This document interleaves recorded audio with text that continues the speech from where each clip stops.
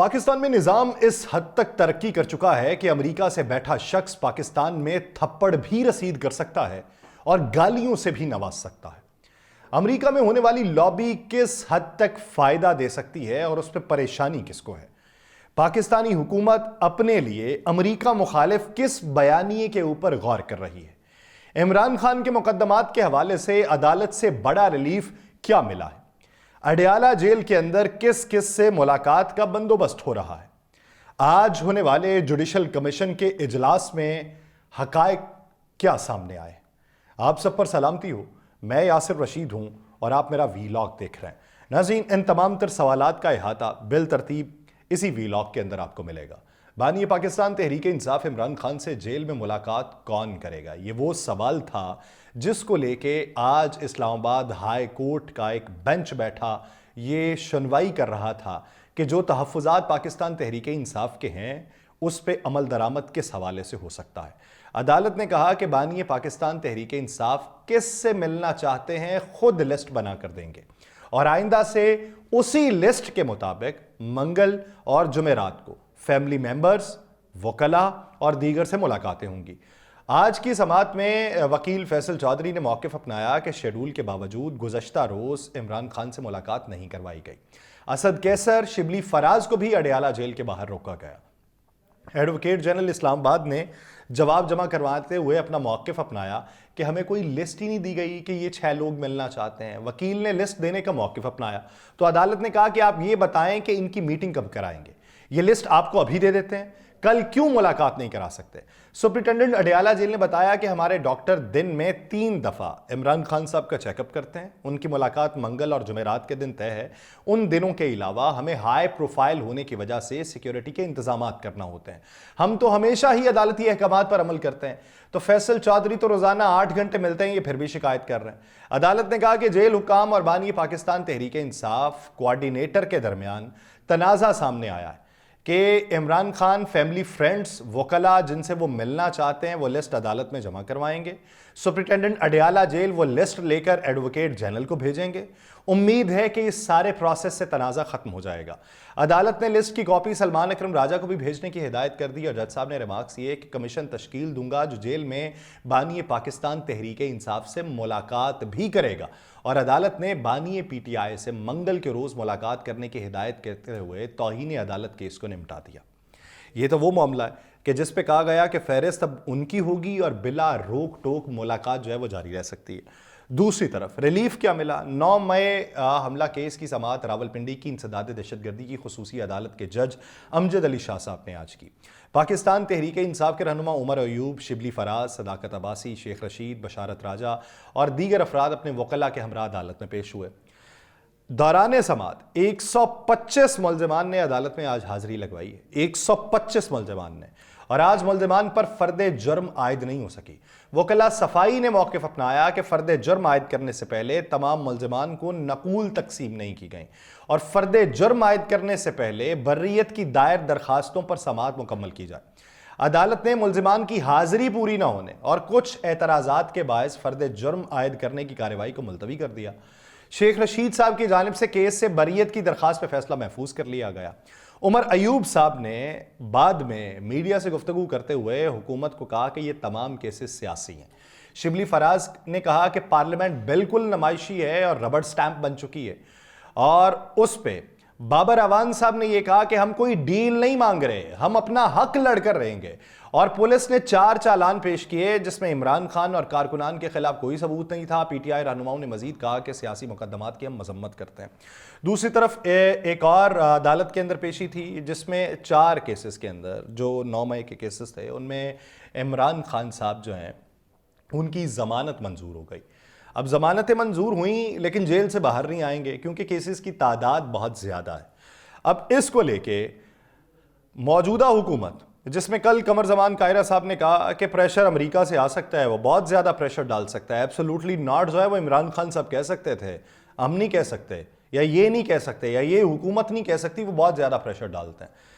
اب اس کو ذہن میں رکھنا ہے، یہ قمر زمان قاہرہ صاحب کی بات کو خواجہ آصف صاحب نے بھی اسی سے ملتا جلتا ایک بیان دیا، اور پھر دوسرے لوگ بھی ڈونلڈ ٹرمپ کی کامیابی اور پاکستان تحریک انصاف کی امریکہ میں لابنگ کے حوالے سے اسی طریقے کے موقف اپنا رہے ہیں۔ کیوں اپنا رہے ہیں، کن خدشات کے باعث اپنا رہے ہیں، وہ میں آگے چل کے بتاؤں گا، اور یہ بھی بتاؤں گا کہ اس پہ بیانیہ کیا بنے گا، اور آپ کو سملیرٹی دکھائی دے گی پاکستان تحریک انصاف میں اور پی ڈی ایم کی اس حکومت میں۔ لیکن اسی بیچ میں جوڈیشل کمیشن کے اجلاس کی بات کر لیں تو آج کا جو اجلاس تھا وہ سندھ ہائی کورٹ کے آئینی بینچز کی نامزدگی کے لیے بلایا گیا تھا۔ اجلاس میں جسٹس منصور علی شاہ تھے، جسٹس منیب اختر تھے، آئینی بینچز کے سربراہ جسٹس امین الدین خان بھی تھے۔ اجلاس میں Chief Justice Sindh High Court Muhammad Shafi Siddiqui, senator Farooq H Naek, member قومی اسمبلی شیخ آفتاب احمد، روشن خورشید، وزیر قانون عاصم نذیر تارڑ، اٹارنی جنرل منصور عثمان آوان، اور اس کے علاوہ وزیر قانون Sindh Zia ul-Hasan, Shibli Faraz, Omar Ayub, member Sindh bar council Qurban Ali, جبکہ نمائندہ پاکستان بار کونسل اختر حسین شریک نہیں ہوئے، باقی سارے شریک تھے۔ اعظم نذیر تارڑ صاحب نے کہا اجلاس کے بعد، انہوں نے میڈیا سے گفتگو کی تو انہوں نے کہا کہ جوڈیشل کمیشن کا اجلاس جو ہے یہ 25 نومبر تک مؤخر کر دیا گیا ہے، اور اس دوران تمام ججز جو ہیں وہ آئینی مقدمات سن سکتے ہیں۔ سندھ ہائی کورٹ میں سول اوریجنل اختیار کے تحت ہائی کورٹ مقدمات بھی سن سکتی ہے، اور انہوں نے کہا کہ ابھی سندھ ہائی کورٹ میں ججز کی 12 اسامیاں خالی ہیں۔ سندھ ہائی کورٹ میں سالوں سے مقدمات زیر التوا ہیں، اس لیے ناموں پر آج بحث ہوئی اور ابھی ججز کی تقرری کے حوالے سے کوئی حتمی فیصلہ نہیں ہوا۔ انہوں نے کہا جی بینچز بنانا اور ججز کو کام سونپنا جوڈیشل کمیشن کا کام نہیں ہے، یعنی بینچز بنانا اور ججز کو کام سونپنا یہ سب سے اہم بات ہے اس پوری گفتگو میں جو وزیر قانون نے کی۔ انہوں نے کہا جی کون سے بینچ میں کون سا جج بیٹھے گا یہ معاملہ 3 ججز کی انتظامی کمیٹی نے دیکھنا ہے۔ نامزد ججز میں سے 3 سینئر ترین جج مقدمات کو مقرر کرنے کے ذمہ دار ہوں گے، اور تمام ججز ہمارے لیے قابل احترام ہیں۔ اب ججز کی تعیناتی کا ایک شفاف میکانزم ہے۔ انہوں نے یہ بھی کہا کہ جسٹس جمال خان مندوخیل نے تھوڑی دیر کے لیے ویڈیو لنک کے ذریعے اجلاس میں شرکت کی، پھر جسٹس جمال خان مندوخیل کی فلائٹ کا ٹائم ہو گیا تھا اور ممبر جوڈیشل کمیشن اختر حسین کی اہلیہ کی طبیعت ٹھیک نہیں ہے، اس لیے وہ شرکت نہیں کر سکے۔ اس موقع پہ سوال کیا گیا کہ سنا ہے اجلاس میں دہشت گردی کا بھی ذکر ہوا۔ وزیر قانون نے جواب دیا کہ ایسی ہلکے پھلکے انداز میں گفتگو ہوئی، آپ شرارت نہ کریں۔ پھر سوال پوچھا گیا رکن اسمبلی جو نون لیگ کے ہیں شیخ آفتاب صاحب کہ آپ کے پی ٹی آئی کے دوستوں نے شکایت کی کہ ہم تو دہشت گرد ہیں۔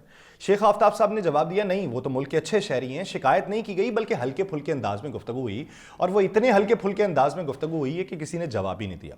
اب اس کے اندر وزیر قانون صاحب نے جو بات کی کہ یہ جوڈیشل کمیشن کا کام نہیں ہے کہ کون سے جج بینچ کے اندر بیٹھیں گے اور ان کو کون سا کام سونپنا ہے۔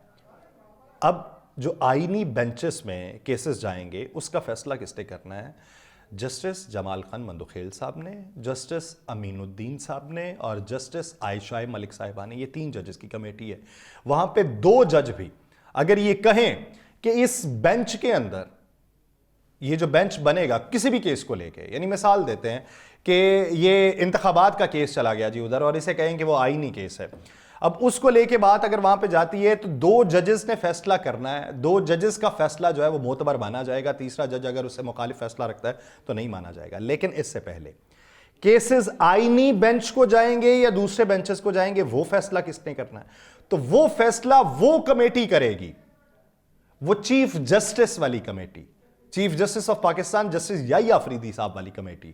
اس کمیٹی نے فیصلہ کرنا ہے کہ آیا یہ کیس جو ہے یہ اس بینچ کا بنتا ہے یا نہیں بنتا، یا پھر اس کے علاوہ ایک کیس کے لیے کوئی بینچ تشکیل دے دیا گیا، اس کیس کے اندر کوئی بات چیت ہو رہی ہے، یعنی مثال لے لیں کہ اس بینچ میں بیٹھے ہوئے ہیں جسٹس منیب اختر صاحب، جسٹس جمال خان مندوخیل صاحب، جسٹس عطر من اللہ صاحب، یہ لوگ وہاں پہ بیٹھے ہوئے ہیں اور بیٹھے بیٹھے وہاں پہ سوالات ہوتے ہیں اور معلوم پڑتا ہے کہ یہ تو آئینی معاملہ ہے، تو وہ یہ کہیں گے کہ یہ ہمارے سامنے کا نہیں بنتا، یہ آئینی بینچ کو جانا چاہیے، تو وہ فیصلہ کریں گے۔ اس لیے جو اس کو ٹیک اپ کرنا ہے وہ ان کا اختیار یا جوڈیشل کمیشن کا اختیار نہیں ہوگا، وہ اختیار اسی کمیٹی کا ہے اور انہوں نے اپنی طرف سے اسے دیکھنا ہے کہ کیا ہوگا۔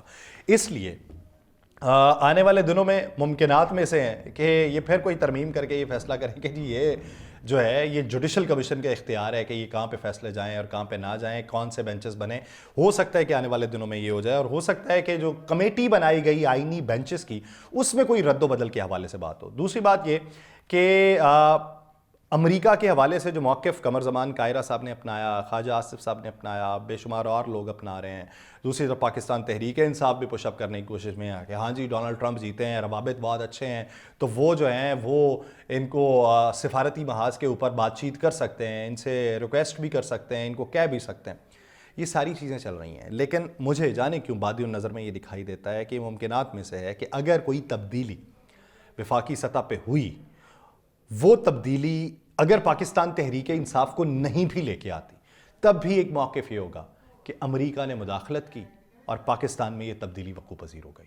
وہی نیریٹو جو ماضی کے اندر پاکستان تحریک انصاف اپنا رہی تھی، وہی نیریٹو یہ اپناتے ہوئے دکھائی دیں گے.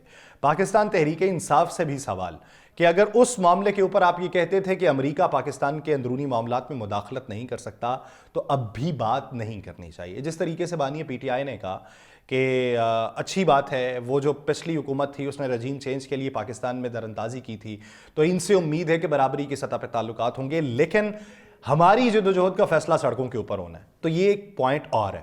لیکن اگر کوئی پاکستان تحریک انصاف کا رہنما اپنا بیانیہ بنانے کے تناظر میں یہ کہہ دے کہ جی ایک خان صاحب تو باہر آئیں گے، کیونکہ اب ٹرمپ صاحب آ گئے ہیں، وہ تو کہیں گے تو خان صاحب تو باہر آئیں گے، تو اگر اس طریقے کا بیانیہ بنائیں گے تو یہ پاکستان تحریک انصاف کو زیادہ ڈیمیج کرے گا ماضی کی نسبت، یہ زیادہ ڈیمیج کرے گا. تو اب اس پہ کیا لاہ عمل اپنایا جاتا ہے یہ ایک اور بات. دوسری بات جو آغاز پہ میں نے کی کہ پاکستان میں اتنی جدت پسندی ہو گئی ہے، ایک طرف سے تو باتیں یہ ہیں کیسز میں ضمانتوں کے حوالے سے، تو دوسری طرف کیسز کی بھرمار بھی دکھائی دیتی ہے کہ اتنی جدت پسندی ہے کہ ایک ایف آئی آر کا اندراج ہوتا ہے فیصل آباد میں، اور کہا جاتا ہے کہ تاندلے والا کے علاقے میں ایک میٹر ریڈر جو تھے یا وابڈا کے ملازم جو تھے وہ جا رہے تھے، تو آگے سے ایک شخصیت آ رہی تھی، انہوں نے دیکھا تو اپنا راستہ تبدیل کر لیا. تبدیل کیا تو انہیں شک یہ گزرا کہ اس شخص نے جو میٹر اپنا لگا رکھا ہے اس کے اندر کوئی رد و بدل کیا ہوا ہے، اس کے اندر کوئی چھیڑ چھاڑ کی ہوئی ہے. اس ضمن کے اندر میں نے وہ میٹر چیک کرنا چاہا تو اس شخصیت نے، اسی شخصیت کے نام پہ وہ میٹر ہے، اس شخصیت نے مجھے گالیاں دی اور مجھے مارنا چاہا اور پھر اپنے لوگوں کو بھی بلایا. تو یہاں سے یہ شک پکا ہوتا ہے کہ اس نے کار سرکار میں مداخلت کی ہے اور اس نے میٹر کے ساتھ کوئی چھیڑخانی کی ہے جس سے پاکستان کے قومی خزانے کو نقصان پہنچ رہا ہے، کیونکہ یہ بجلی چوری کر رہا ہے، کیونکہ چھیڑ چھاڑ ہے. اور وہ شخصیت تھی علی افضل شاہی، جو اس مقدمے کے اندر اس فرسٹ انویسٹیگیشن رپورٹ میں جس کا نام لکھا گیا، اور یہ بھی لکھا گیا کہ میٹر بھی اسی کے نام کے اوپر ہے. علی افضل شاہی گزشتہ 3 ماہ سے پاکستان کے اندر ہی موجود نہیں، وہ اس وقت امریکہ کے اندر موجود ہے. علی افضل شاہی نے اپنی جو تعلیم تھی اس کو آگے بڑھانے کے لیے امریکہ میں داخلے کی کوشش کی. امریکہ کی ایک یونیورسٹی میں ان کا داخلہ ہوا اور علی افضل شاہی لاء کی ڈگری میں مزید پیش رفت کے لیے اور بیرسٹر بننے کے لیے وہ امریکہ چلے گئے. پچھلے 3 مہینے سے امریکہ کے اندر مقیم ہے وہ شخص، پاکستان تحریک انصاف کا ایم این اے، لیکن وہ امریکہ کے اندر موجود ہے. امریکہ میں موجود ہوتے ہوئے بھی وابڈا والے کی اتنی دور کی نظر ہے کہ اسے پاکستان کی سڑک پہ چلتا ہوا وہ دکھائی دے گیا. پھر اس کے ساتھ بحث و مباحثہ بھی ہوا، یعنی اتنی جدت پاکستان میں آ چکی ہے کہ ایک شخص امریکہ میں بیٹھے ہوئے بندے کے دل کی باتیں بھی جان رہا ہوگا. اس نے گالیاں بھی سن لی، یعنی وہ ورچوئل گالیاں بھی اس تک پہنچ گئیں. پھر امریکہ میں بیٹھا ہوا بندہ اس کے ساتھ پنگے بھی لے لیتا ہے. پھر یہ جا کے ان کے ملازمین کو بھی اٹھا کے لے جاتے ہیں اسی فرسٹ انویسٹیگیشن رپورٹ کے تناظر میں. وہ جو میٹر ہے وہ بھی علی افضل شاہی کے نام کے اوپر نہیں. یعنی یہ ہے ہمارا نظام جس کو لے کے ہم یہ دعوے داری کرتے ہیں کہ ہم دنیا کے اندر آگے بڑھنے کی کوشش کر رہے ہیں، ہم جدت پسندی لے کے آ رہے ہیں. تو یہ جدت پسندی ہے جس کا حوال میں آپ کے سامنے رکھ رہا ہوں کہ اس طریقے سے ایک طرف مقدمات کی بھرمار ہے تو دوسری طرف پھر بات ہوتی ہے. تو پھر سوال تو پروسیکیوشن کے اوپر اٹھتا ہے نا کہ پروسیکیوشن کے کام کیا ہے. جس نے یہ درخواست کا اندراج کرنا ہے، یعنی آپ نے مخالفین کو دبانا ہے. ماضی میں بھی ہم دیکھتے رہے مقدمات ہوتے رہے ہیں اور مقدمات کے اندر وہ ساری چیزیں پنپ کے سامنے آتی رہی ہیں، لیکن اس طرح کی چیز تو ہم نہیں دیکھتے تھے، اس طرح کا کچا پن نہیں دیکھتے تھے. تو یہ کچا پن کہاں سے آ رہا ہے، یہ ایک سوال ہے جس کا جواب میرے پاس موجود نہیں. مجھے دیجیے اجازت، اللہ نگہبان.